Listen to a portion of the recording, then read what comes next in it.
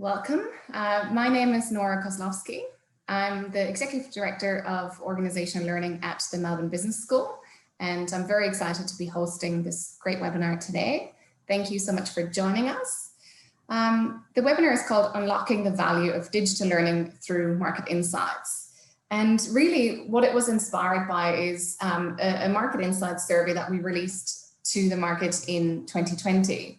And it was a survey that we distributed to 35 learning and development leaders to understand how they adapted learning and development in times of COVID. And it was really interesting.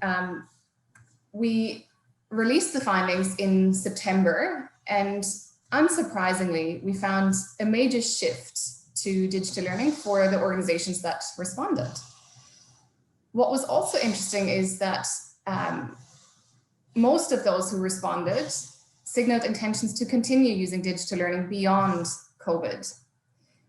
We also learned interesting things about the challenges that each of the respondent organizations encountered when it comes to digital learning, as well as the learning and development trends that are currently affecting their organizations. So 6 months later, we thought it timely to follow up and discuss the challenges, solutions, and future trends, as we're all rapidly learning, adapting, and making the shift to new solutions and new technologies. Before we get into the discussion, I would like to acknowledge the traditional custodians of country throughout Australia and their connections to land, sea, and community, and pay our respects to their elders past, present, and emerging. Also, as we are members of the Melbourne Business School, I'd like to, in the spirit of reconciliation, acknowledge the Wurundjeri people of the Kulin Nation that are the traditional custodians of the land on which our school's buildings stand. In terms of the structure for today, the overall webinar will be an hour long. We've got about 35 minutes for panel discussion, and there will be a formal Q&A at the end, but please feel free. All of our panelists, I'll introduce them shortly. They're very informal in how they like to interact. Please feel free throughout the webinar to just pop in any questions using Q&A, using chat, and we'll also be using the upvote function. So if there are any specific questions that you found very interesting and are to be addressed as a matter of priority, please upvote those questions and we'll certainly get to them. Okay, so on to the panel. On today's panel, we're very excited to have a great mix of panelists, both from within Melbourne Business School and outside of Melbourne Business School. We're privileged to have Dr. David Bowser join us. David is the CEO and founder of Curio. And Curio, if you haven't met them, are a learning and development consultancy specializing in digital experiences. Curio works with universities, including Melbourne Business School, schools, governments, and companies to design, develop, and deliver online learning experiences. They've grown to over 130 staff across Australia, Asia, and the UK, and they partner with clients on their digital learning journey, including some of Australia's top universities, public service commissions, and professional bodies. David's background is very interesting. He has a PhD in neuroscience and was an associate professor at the universities of Melbourne and Cambridge. In 2010, he then moved into strategy and organizational consulting with Nous Group before establishing Curio in 2016. From the Melbourne Business School, we have Ellen Sullivan. Ellen is Associate Director, Digital Learning, and Ellen leads our digital learning team, which is growing at the Melbourne Business School. And the remit of her team is to create innovative, high-touch digital learning experiences for our clients and learners. Those of you who know Ellen will know that she is a born innovator, challenger, and she's fascinated by how technology can positively impact the way individuals think, connect, and learn. We're also privileged to be joined by Jan Marshall. Jan is the author of the Market Insights Report, which was the background of this webinar. And Jan is a senior consultant at the Melbourne Business School and leads our Learning Insights team.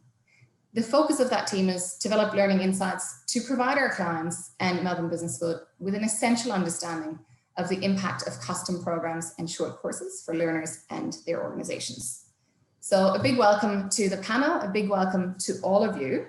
And I can see that we're now at 81 people, so great attendance this morning.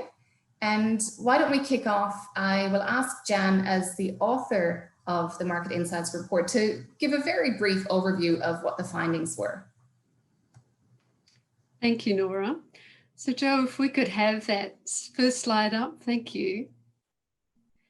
So I just wanted to briefly touch on the respondents to the survey. And as Nora has said, they're largely people who head up learning and development teams. The respondents were also from very large organisations in the for-profit sector, although we had respondents from the public sector and for-purpose sector as well. And it was quite a varied range of industries, from professional services to agriculture. So quite an interesting mix in that respondent group. And Joe, if we could have the next slide, thanks. So as Nora said, unsurprisingly, last year there was a big shift to digital learning. And in anticipation of that, we were keen to understand what people's intentions would be once we're able to return to face-to-face delivery. And what we found was that for internal programs, those that people were creating themselves, or if they're looking to use external providers, the majority of respondents were intending to keep a digital portfolio. And in that, we were very interested to know a little bit more about what that would mean for them. So to the next slide, thanks, Joe. So one of the questions we asked was what challenges they faced converting to digital learning, especially when it was so rapid. And again, people told us that this was about technology constraints, time, budget, but also the digital capability of their teams and their competing priorities. They offered a variety of solutions to this, including investing in their own learning and development team's capability. And then as they were developing their solutions, focusing on learning design, piloting programs, keeping it simple, and a quick turnaround in their process and guidelines, and also adapting to new technologies and making use of those. And all of that adding up to a shift in their learning strategies. So it was a big and different year for people and as they were tackling these challenges. So for the next slide. Thanks, Joe. We're also keen to understand what learner challenges were, and some of these corresponded to the development teams as well. So competing priorities was one, and learners' actual digital capability, their ability to connect with digital learning. Unsurprisingly, last year, online fatigue, and all of that adding up to engagement. So that real challenge of how do we keep learners engaged with a digital experience. And some of the solutions that people developed included keeping sessions short and sharp, making sure that they had a variety in their scheduling so that people could attend, making sure too that sessions were interactive and practical and relevant, targeted to what they need, and then endorsing that learning through their communications and involving their senior leaders. There was also, again, new technologies came up as part of that solution, and later in the webinar we'll talk a bit more about what that means for all of us as we take on this year and its challenges. So to the next slide. Thanks, Joe. Oh, I'm sorry. No, we'll keep that one for a little bit later. We'll talk now to the Nora, for the panel to respond to those challenges. Thanks, Jan, and thank you for providing us with a brief overview. I will kick off with Ellen as Associate Director of Digital Learning at Melbourne Business School. What did you encounter by way of challenges, and how does that resonate? Seeing the results that Jan just presented, how does that resonate, and how did your team respond to some of these challenges? I mean, the challenges that organisations are describing there really ring true for MBS as well. I mean, the sheer scale of what we needed to do in that time was the biggest challenge for us. So we did have a base of capability in regards to digital learning. So we already have learning designers, video production, learning technologists, and learning advisors. So we were starting from that base of capability. But we had to get everything that MBS does online and that includes all of our award offerings. So we worked very closely with our faculty to ensure that all our offerings were in the award space were online within 2 weeks. We also made sure that all the clients we're working with, they wanted to ensure that their learners were still developing in this time. And so we ensured that we were doing online delivery for all of our customized work. We also worked with one of our trusted partners to launch a large-scale digital academy during this time, supporting thousands of their learners to develop future of work capabilities. And we were also growing our portfolio of online short courses rapidly during this time. So we launched courses such as Driving Performance in a Changing World and Thriving Through Change to ensure that we were actually addressing the capabilities that the market really wanted to focus on. So yeah, the challenges that are shared here really ring true for us. Challenging time, but also exciting for Melbourne Business School. Thanks, Ellen. It certainly sounds like it was very busy for your team. David, for you, 2020, what were some of the challenges that you encountered when it comes to creating these digital learning experiences at a time of a global pandemic? Yeah, thanks, Nora, and thanks for inviting me also to attend, and hello everyone who's there today. Look, the challenges are very similar to what the research has really brought about, and those challenges were experienced not only by providers of education such as Melbourne Business School and universities, but also professional bodies, but of course also many corporations and governments had similar challenges with trying to move what was largely a sort of click-through experience for digital learning into something that was significantly more dynamic. And what the reason behind the reason why it needed to be more dynamic is that today we are fairly sophisticated consumers of digital stuff. Not only digital things in terms of apps on our phones and those sorts of things, but also in websites and the usability of those sorts of experiences.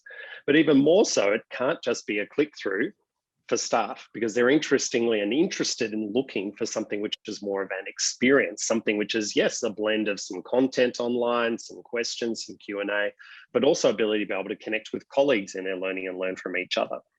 And trying to move that at the same time as moving the entire organization to a remote workplace was probably the main challenge that we were particularly seeing.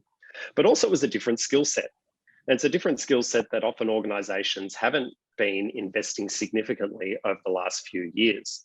There's increases in technology, different types of learning management systems that do all sorts of different things. You need to be able to try out things, invest in different ways, and invest in the capability of the team to really upskill them, like Ellen was talking about.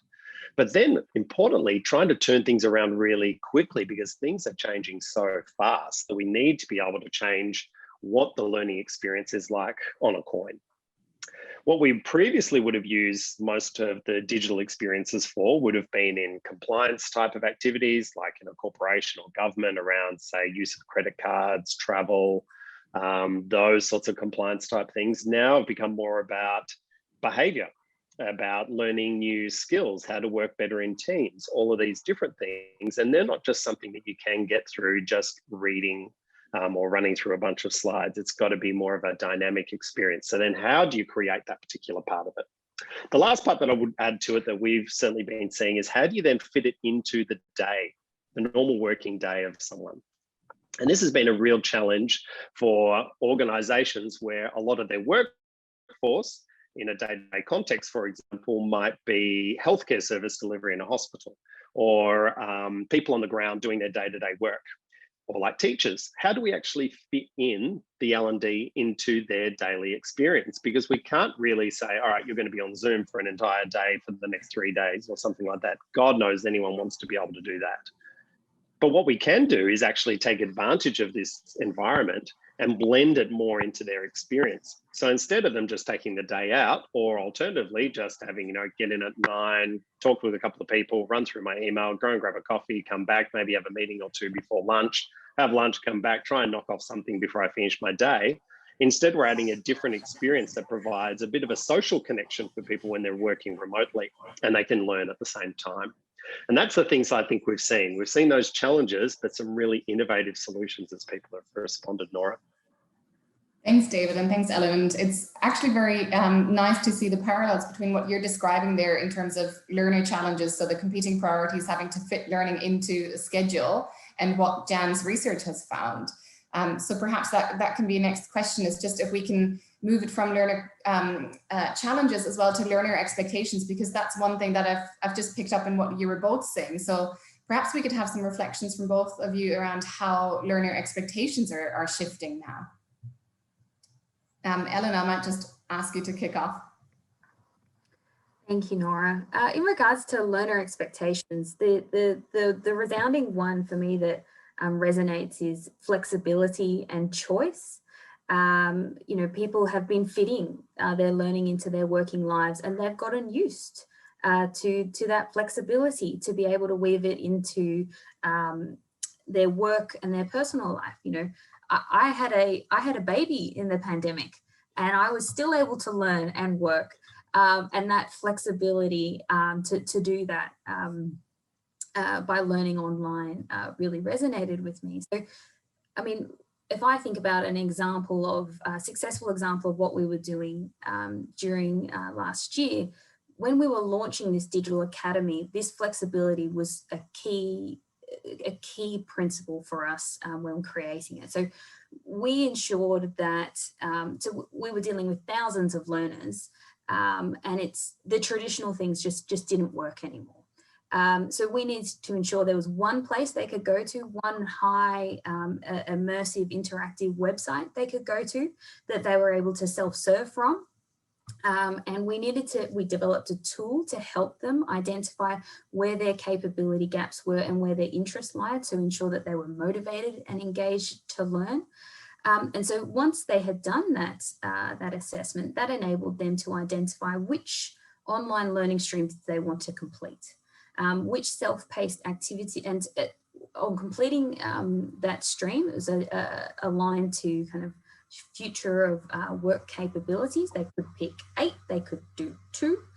And so then in that online learning, we also designed it in a way thinking about, you know, cognitive load and things like that. So self-paced learning was 5 to 15 minutes, and then they could go back to work. There was also live sessions that were no longer than 45 minutes, and they were highly interactive. But again, can still fit it in, no longer than 45 minutes. And then during those streams, we were offering a digital badge that to encourage and motivate that they could achieve that badge at the end. And so they could either collect those badges, or they could, for each stream that they completed. So we designed a solution there with one of our clients to really enable that flexibility and that choice for the learners. And so that's what really resonates for me from what we saw last year. Over to you, David. Thanks, I would largely agree, Alan, with exactly what you were just saying then. I think that trying to find all of those different touch points is what then becomes important. So finding the way that the experience can be designed in short bites that can be blended into someone's workday or outside of work in some cases, if they want to be able to do that, but then offer different types of activities or tasks to be able to embed some of that learning, and importantly, try to bring peers into it. Because we know so much about what people used to describe as, say, e-learning or online learning, etc., being very much a self-directed personal experience just by ourselves. We now know, of course, that the really rich experiences are ones where it involves humans and the importance of humans in the online experience. So peers, someone who's an expert who can lead some of the thinking, because we know learning is a social experience. That's how we learn. And we also know that most learning does occur on the job. So what can we use the formal aspects of it to really hit on some of those parts? The part that I thought was really interesting that Alan touched on then as well was the use of badges. And the badges and the starting of the sort of gamification of learning in organizations is a really interesting one, because it does start to really create those different dynamics in an organization that encourage people to be not overly competitive with each other, but being able to see, you know, I've got this far in this particular program, where are you at, etc. We know that we all love a little bit of competition in what we're doing, not a huge amount, but a little bit of competition means that we can start thinking, well, I've got these badges, etc. But even more importantly, if we're able to then, as an employee, share some of those badges in our profiles on various social platforms, etc., like LinkedIn, etc., be able to share those badges, it then also shows that we are interested and we're interested in our own professional development. And that's a really key standout skill, we know, for what makes a successful staff member in most organizations. So that's the part that I'm really interested in, that we're starting to see more of the badging and the gamification start to come into corporate learning, as well as into accredited degree programs as well. And it certainly makes it a little bit more fun, I think, for people. Thank you, David. So some really interesting things around learner preferences and how we're learning. I think that's what I'm taking away from both of your points, is that the modalities are shifting. I'd also now like to move to what we're learning and what kind of skills are really important. And maybe we can go back to the data here. And Jan, you've got some insight around the different skills and the trends that organizations are seeking. So we might just touch on that. And then we've got a little poll for our audience today. Thank you, Nora. Yes, I think we've really noticed that through the survey that human skills come to the surface for people as of last year in terms of capability. So leadership was right at the top of the list. And we looked at some of the functional areas as well, although, you know, they were a little bit lower. So I think that would correspond if I was making a link with the fact that people were now working from home. There was a whole new environment for people to be working in, so their work had moved to online at home, and this created new challenges for people leading teams that were virtual or in how they kept them engaged in other ways. So my linking of the data would suggest that those human skills had come to the fore, and we'll be interested to find out if that's still holding true into this year through the poll. Great. Thank you. So we'll now bring up a poll and actually just ask you, for your organizations that you're part of, we'd like to know, what is the focus of learning for you in 2021? Is it around human skills? Is it around business skills? Is it a blend? We'd love to hear from you.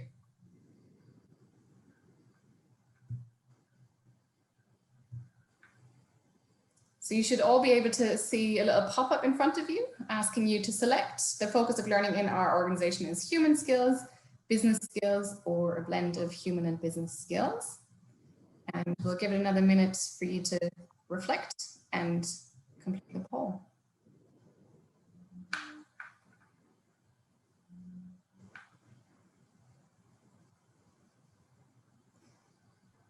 And I will ask our events team to release the results.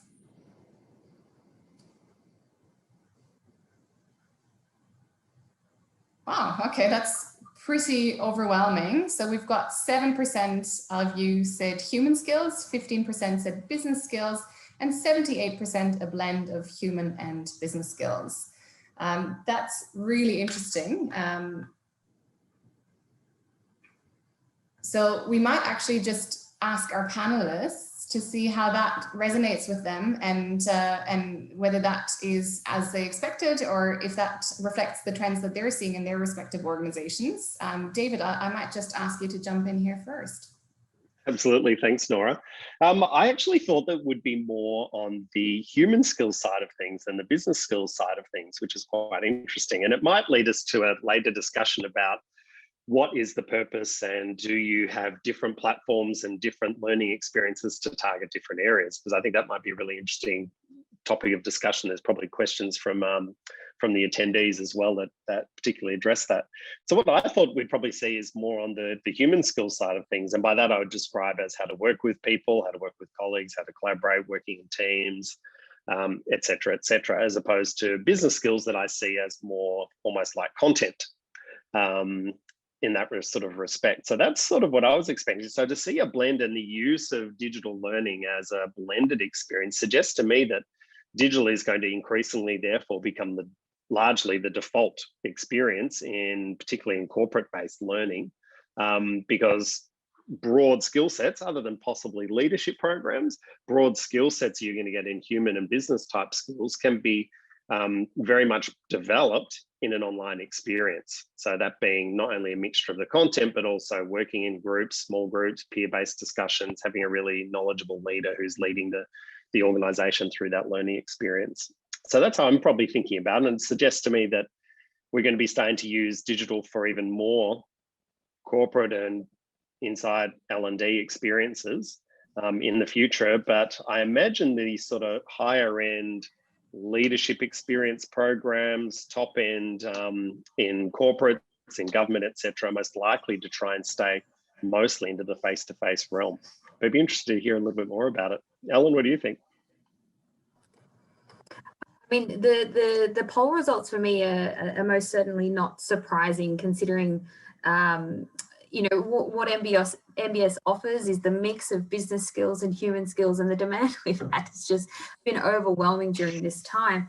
And I guess it's with this growth in digital learning, it's also how to maximize kind of the impact of these learning experiences. And when it is a mix like that, what we've also found is really important is that digital facilitation capability to really create purpose for learners and to kind of maximize the impact for them.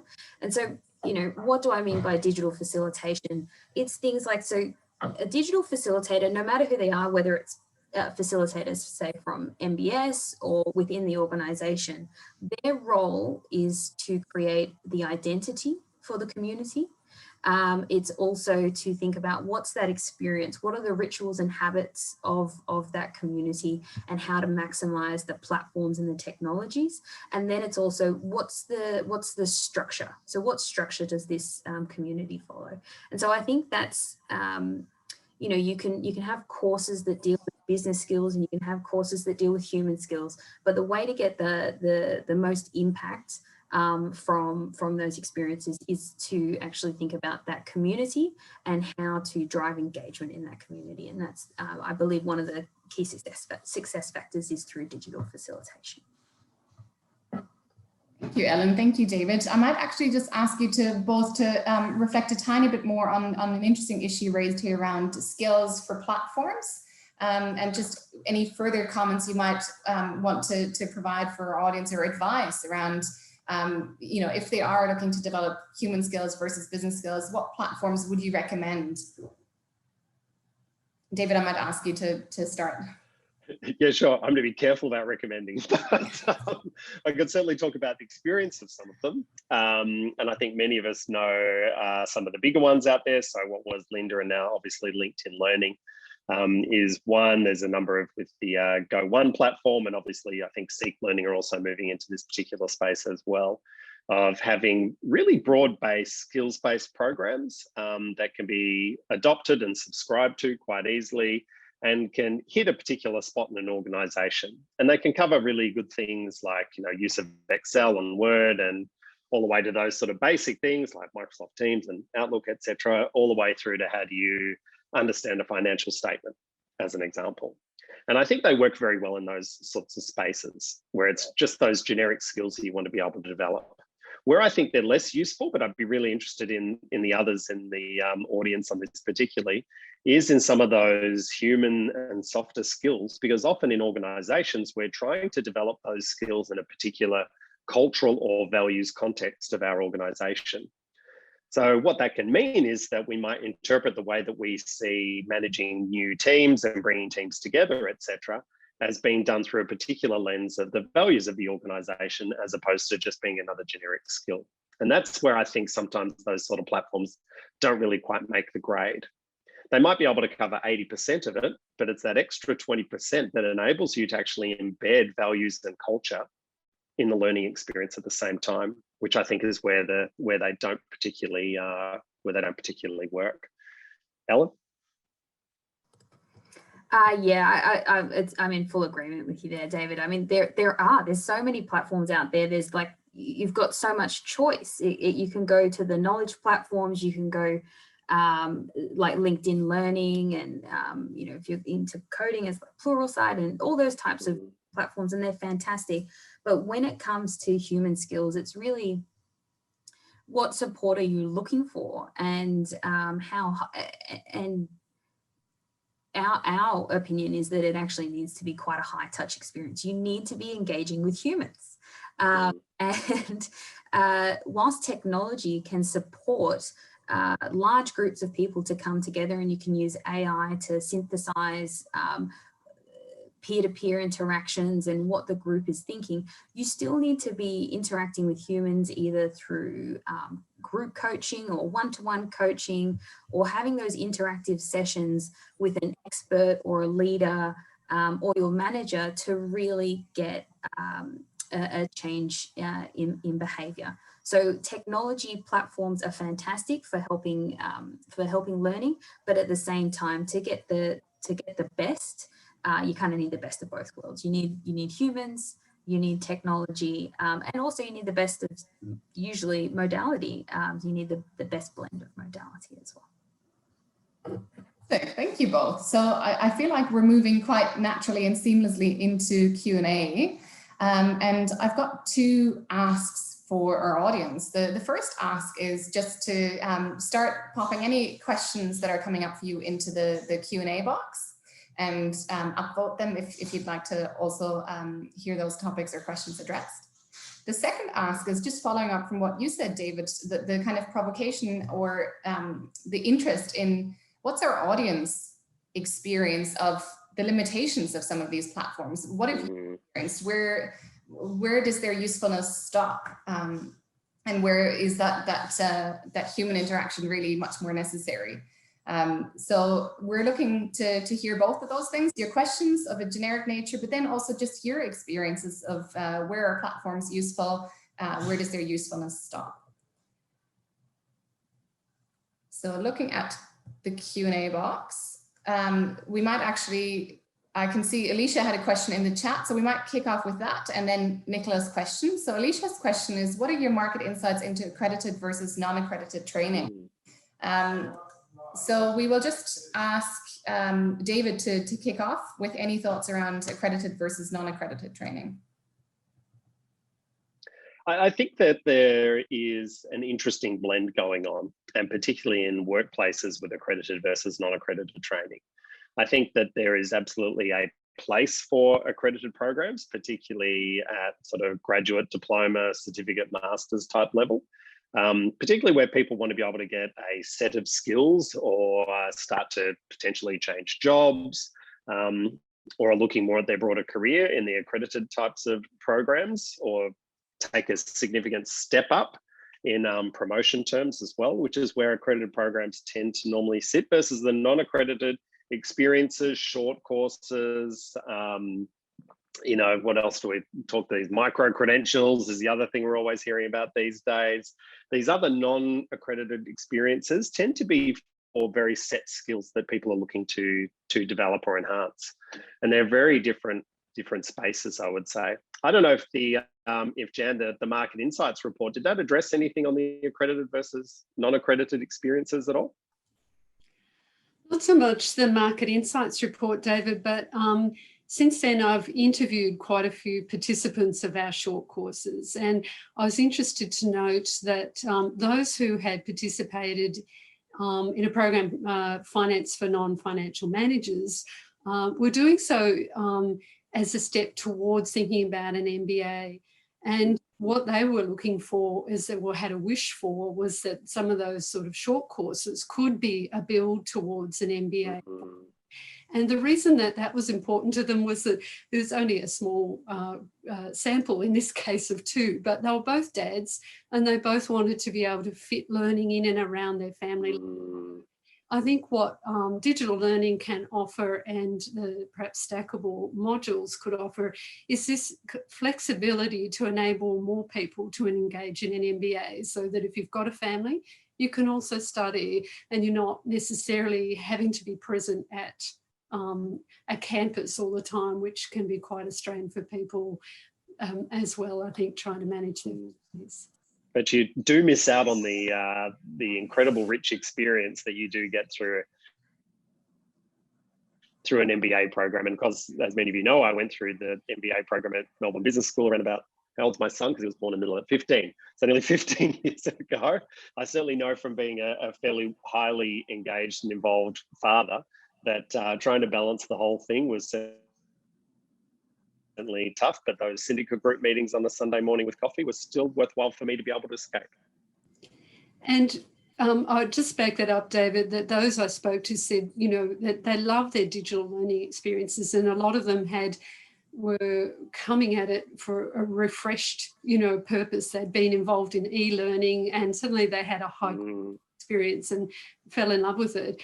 But they really remarked on the fact they wanted both that digital learning aspect, but that live interaction, and some saying they really missed face-to-face cohorts. So the perfect blend of both would be what they're asking for.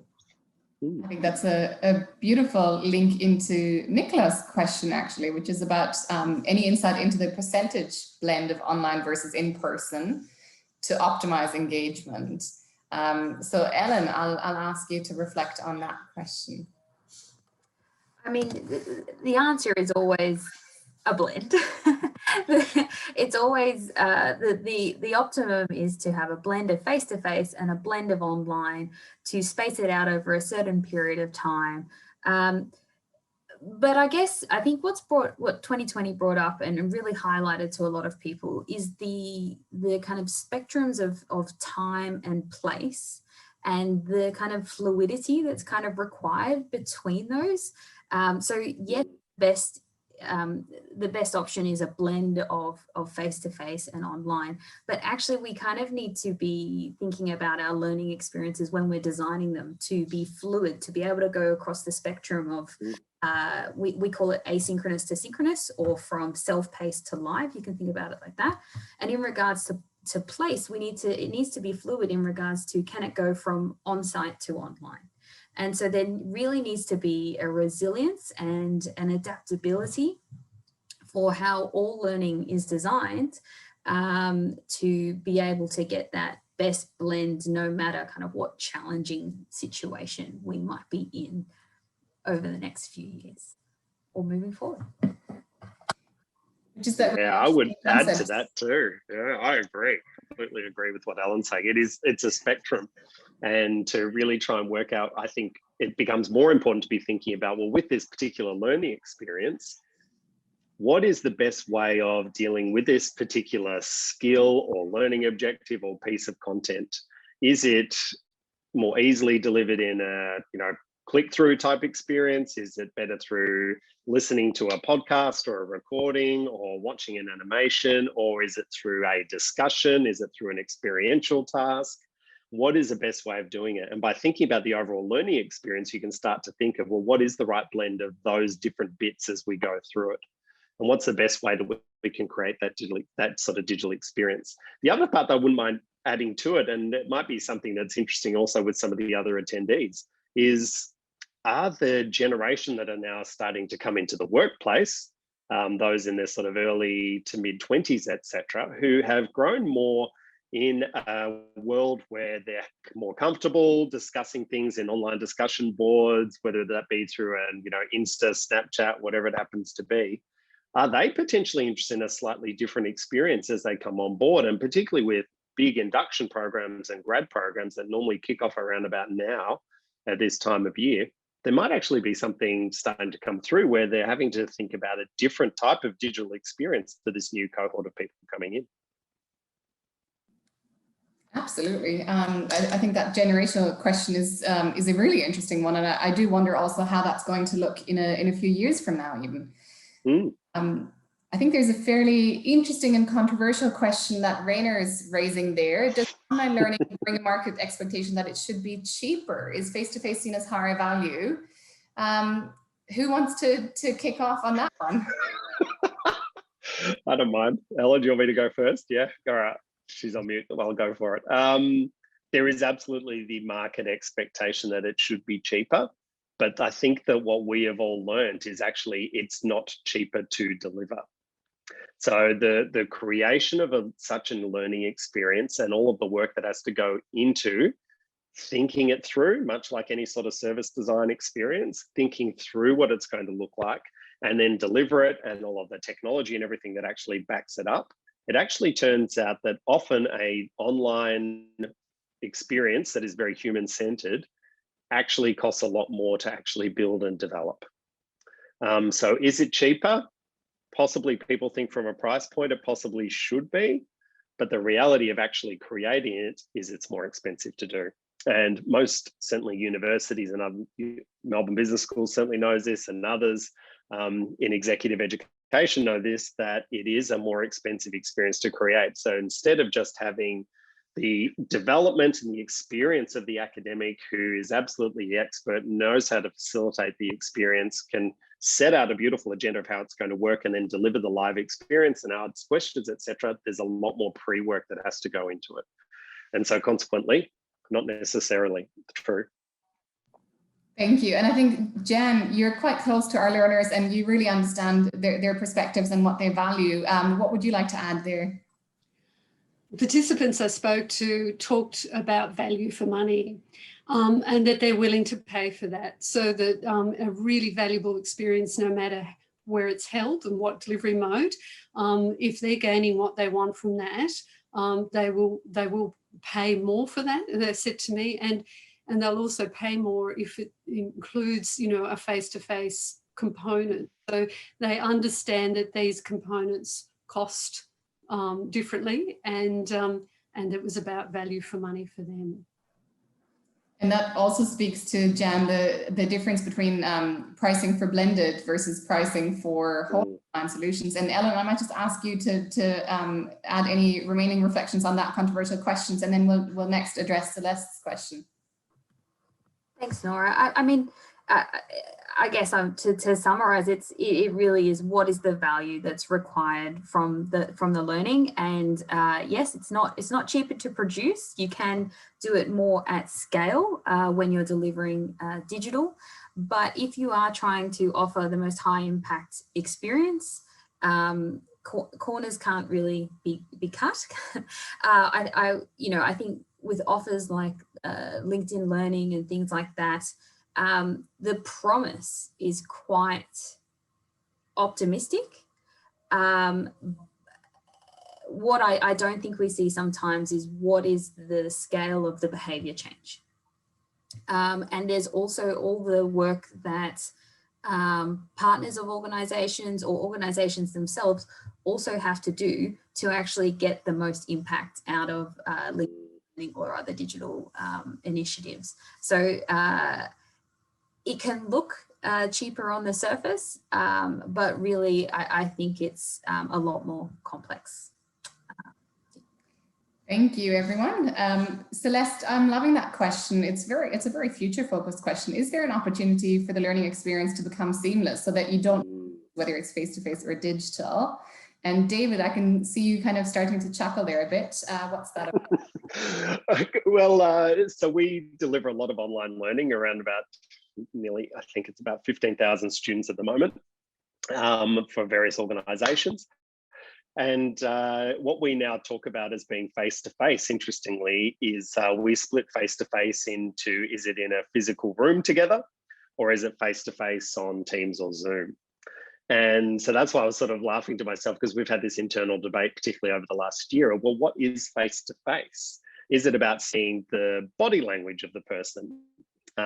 Is it being able to see something else in them? Is it a more easier way that we all know it's easier to communicate around a table or in a larger room than it is in a more stochastic way that it has to be in a Zoom webinar, where you've got to be thinking about, okay, who's next? Who am I handing off to? Who's going to talk? And it's very hard to talk over each other. It's a different experience. So would you notice the difference between face-to-face and digital? Increasingly, I think it is a very much that blended experience that we're starting to see, where people are able to seamlessly move in universities anyway, between attending a live lecture in a lecture theatre, particularly in Australia this year, in the UK and other countries, not so, but attend a lecture in person, or they can watch the recording of the lecture, or they could watch the actual live stream of the lecture. You can be in multiple places at the one time. I think what is interesting is, for Celeste's question is, and it sort of links into Kwang's question as well later, is that it's the skill set of the person who is running the experience becomes really, really important. And their ability to be able to bring people in no matter where they are. So if they're in the room live with the lecturer or with the facilitator, if they're both live running the lecture and at the same time they're streaming it, and like we are looking at the chat and looking at the questions at the same time, it's a different skill set that you've got to have in order to be able to deliver these types of experiences. So can we make it seamless? I think we can, but it's going to be very much, again, coming back to those human skills of being able to do it and deliver a great experience. Fantastic. And that's also similar to, Ellen, one of your earlier points around digital facilitation. So I'd love to hear your thoughts on Celeste's question, and perhaps just weaving Kwang's comment in there as well, if you can. So I think in regards to this seamlessness, there's those two pieces: who's holding the experience and weaving them together, and thinking about bringing, the identity, the experience, and the structure of the experience to its maximum impact. But I guess it's also how do we consider place? So if you think about MBS as a place, or the university and in the environment it creates, I think we've always treated online as a very poor, because I'm like really back there just and I think the importance now is to actually go, how can we ensure that special place, that place of community, that place of care is created in an online space. And if we're doing that, and we're doing that in many different areas, I think that seamlessness will come.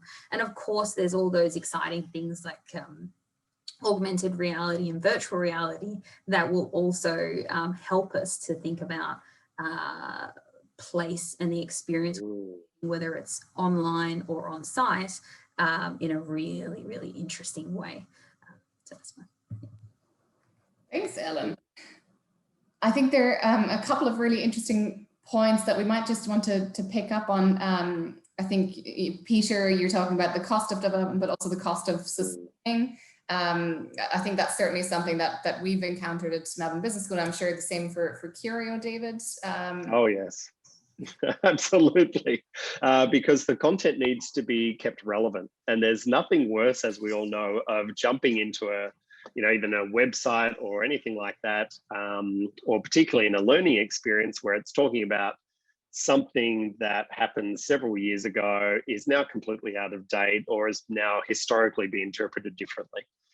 So keeping things up to speed is really important. So we work on roughly a 2 to 3 year cycle of adapting the products continuously. So thinking through them, reviewing them, going, okay, is this all still relevant? Is it still the most up-to-date thing that we're looking at? And I think a lot of, from what I understand as well, and I'm sure that the academics in the audience from business schools as well would be thinking about this. My understanding now is a lot of the business school cases, the Harvard business cases, etc., are now more dynamic. They're thinking about what things are changing now. They're not just a static PDF experience. They're now actually trying to think about, well, what's happened since that particular point in time? How can we interpret that, and how can we think about it? So keeping up to speed the whole time becomes a really important part of it. Thank you. Just reading through the Q&A, one of the things that I'm picking up on is that we're getting some of the questions that are relating to challenges of producing and maintaining high quality digital education, but also if I scroll through some questions from, I think, Carl, around actually some of the benefits of there's greater access now, and we're reducing the time and the travel factor, so reducing costs. So we can really see the two coins of producing digital education. Now, perhaps just picking up on Celeste's question, which is, how do you manage different learner levels in a large group online, and how do you scaffold different experiences in a dynamic way? So Ellen, I might just ask you to kick us off on that one. I mean, it depends on the different levels. So the one that jumps out to it's, is it levels in regards to their management level? Is it levels in regards to whether they are new to online learning? Or is it levels in regards to their capability that the program might be addressing? And so because there's so many good, what is it? The most important thing is to actually be learner-centered and talk to them. Talk to your learners, understand, get your data, get your quantitative data, get your qualitative data, and that enables you to create the architecture and the learner experience journey that's actually going to meet the multitude of needs for these learners. And also, it's not going to be one solution. You actually need to enable them to personalize so that they can to meet the different learner levels. So you can guide them, but at the same time, they need to be able to self-serve as well. David, anything you'd like to add there? Yeah, completely agree with that. And I think it depends on how you're thinking about the segmenting. To bring a marketing metaphor into it. So are we segmenting on management level and experience or work experience, or is it in knowledge? And I think that if it's in terms of knowledge, what we're now starting to see the development of learning management systems or content delivery systems that enable someone to choose their own adventure. So they can effectively do assessments and then use that to select themselves into either particular streams or particular pieces of content that are actually going to take them to the next level. It's most commonly seen in things where there's obviously a really gradation of skills. So in working with CPA Australia, they're thinking about it from the perspective for accountants that might come in with base level knowledge of something, but then where can they actually go to if they already know X, Y, and Z, but they're missing A, B, and C?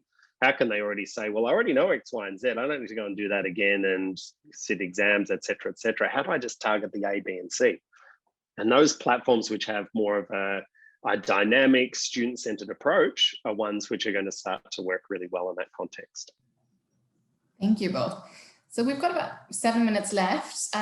What I'd like for our panelists to finish on is perhaps just some thoughts around what is 2021 likely to bring for digital learning, for new technologies, and for Ellen specifically, for Melbourne Business School, what can we expect from digital learning, and for Jan for learning insights as well. So David, perhaps you can start us off with the kind of Curio perspective around where do you see 2021 and beyond, where do you see the future of digital learning and new emerging technologies? I think from a digital learning perspective, it's going to increasingly become the default for the bulk of learning.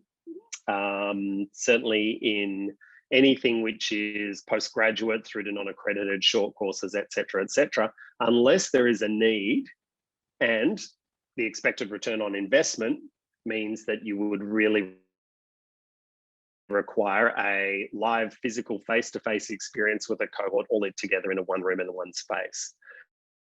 And I think increasingly we're going to be thinking about, well, what is the modality that's best to address that particular skill or learning objective or organizational objective that I'm trying to address? So I think that's one part of it that's going to start to come in. From a technology perspective, the rise of more social learning platforms is certainly getting some traction, but also these ones I was just talking about where it becomes more of a choose your pathway. And that's the part that I think will start to come in. The role of the larger platforms in terms of the skills like how to use Excel, blah, blah, blah, are absolutely going to have their place. And they're relatively straightforward of giving staff, particularly in large organizations, access to a whole bunch of learning that is easy to go and get, easy to digest. And it deals with sort of almost like issues-based learning. Like, I don't know how to do this. How do I learn how to do that? The other part that I think is really interesting, and this is probably coming more from my neuroscience background and understanding of how people think and learn, is what we're seeing is that in organizations is that the learning and development functions are becoming a core part of values and cultural and business transformation programs. What they used to be was very much we need to develop this particular skill, et cetera, or this capability in this cohort of staff, are now actually being used more broadly. And this is coming about through a particular theory of change around cognitive dissonance and being able to say to people, well, you're behaving this particular way, and trying to challenge why people are behaving in a particular way or doing things in a particular way. It's commonly now used in gambling therapy. Just as an example, obviously we're not talking about gambling in most organizations, but in use in gambling therapy, in changing habits such as smoking and drinking, whereby an online learning experience is finding to be quite efficacious in changing behaviour. So what I think we might start to see is actually the embedding more of learning and development and organisational development in some of those initiatives, and using digital learning experiences to give them a little prolong in an organisation. Wow. Thanks, David. Ellen, 2021, what is it likely to hold for Melbourne Business School and the future of digital learning? Well, I mean, we've got some really exciting things that just, you know, gets me out of bed in the morning now. Like, the transformation is really quite exciting. So MBS is launching some hybrid learning spaces in a few weeks. So to ensure that equality of experience, no matter the modality, we're looking at a virtual classroom this year, so completely fully online, but really taking it about 10 times, 100 times better than a Zoom experience, so that there's, you know, full eye contact and really kind of deep analytics in regards to the engagement of learners. It avoids maybe that the lurkers that we can see sometimes in learning experiences. And the thing we're also really exploring is kind of what are the best techniques, what is working for, especially for organizations in regards to helping people remain connected and engaged in a digital and hybrid world. That is a complex challenge I think a lot of people are actually exploring, and so we're actively trying to be part of that conversation and identify those best techniques, because I think that's going to be a growing challenge in the years to come. Thank you, Ellen. Lots to look forward to.